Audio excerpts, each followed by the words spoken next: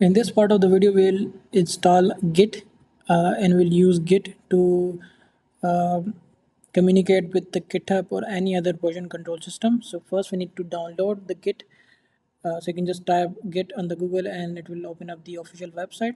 Now the one that we'll be using is using brew. So we'll use the brew again to install the Git.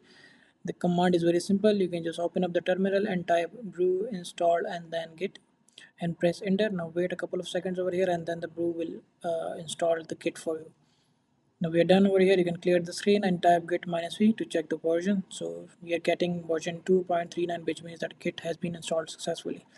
The next step is for us to configure the SSH key, which we will use as a token to communicate with the GitHub. Now I have opened an article over here, but you can just go to the Google and type git SSH configuration, and it will give you that particular article. This is the link. You can just open up, and then on the left side select generate new SSH key. Now this is the step where we'll actually generate the SSH key for us to communicate with the GitHub. Now you can just follow up the video and copy paste the commands. So the first command is to generate the SSH key. Now in the email section you can type any email over here. It doesn't really matter, but just for safety or for tracking, make sure that you write the correct email. And then the next step is that you have to give the path where you want to generate the SSH key. So just press enter because we want to use the default path. The second one is enter any password over here. This is important and make sure that you remember this password. So just type any password that you can remember.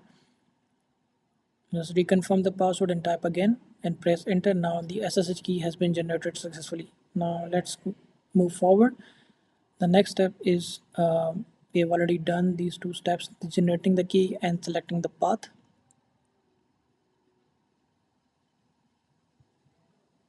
And we need this passphrase to secure the key. The second thing is adding this SSH key to the agent. So our agent has started successfully on a particular PID. The next thing is to create the configuration file. Now if we do not have a configuration file, we have to create one, but let's see, we can see it. So just change the directory to the SSH and then we can see that we do not have any configuration file, right? So we have to create that particular configuration file for. Let's go to the article again and we have the command over here. You can just use this command. If you are already in the SSH folder, you do not have to type .ssh. You can just type config and it will create an empty file for you.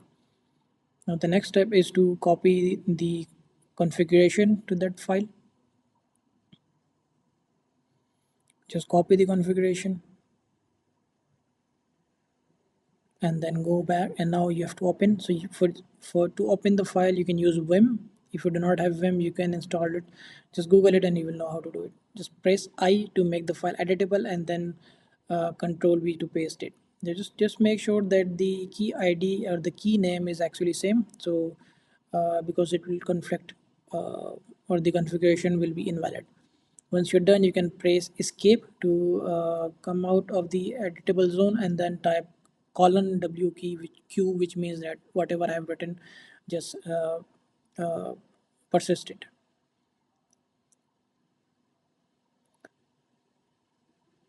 Press I to make the file editable. So we can change it and modify the configuration.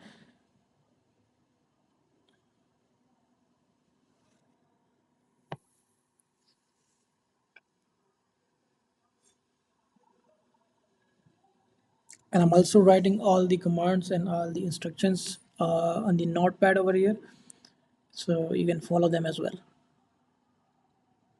And then type the particular command to escape and write the data to the hard disk, right?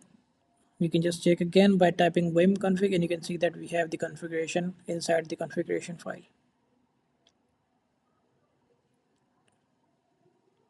Now let's go back and scroll down and see what is the next step. We have done this part.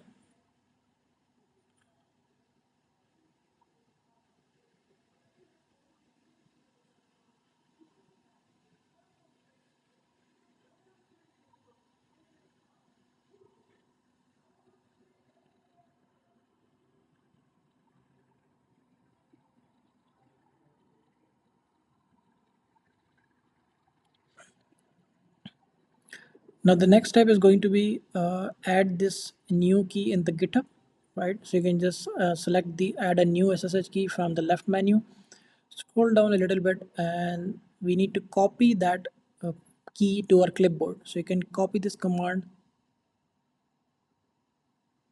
right? Since we are already in the SSH folder, we do not need to type .ssh, we can just remove it, right? And this will copy the key to your clipboard.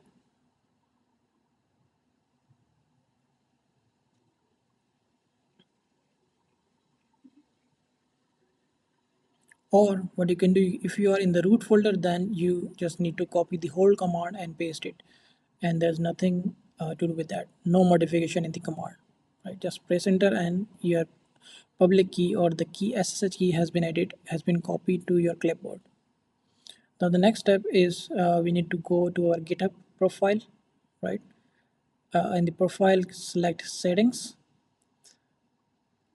and then the next step is we need to add the SSH key to the GitHub. So on the left menu we have SSH and GPG key, sorry, right? So we can just click on new SSH key and give any title over here. Just make sure that you give a meaningful title, and then any title over here, Enatega access key.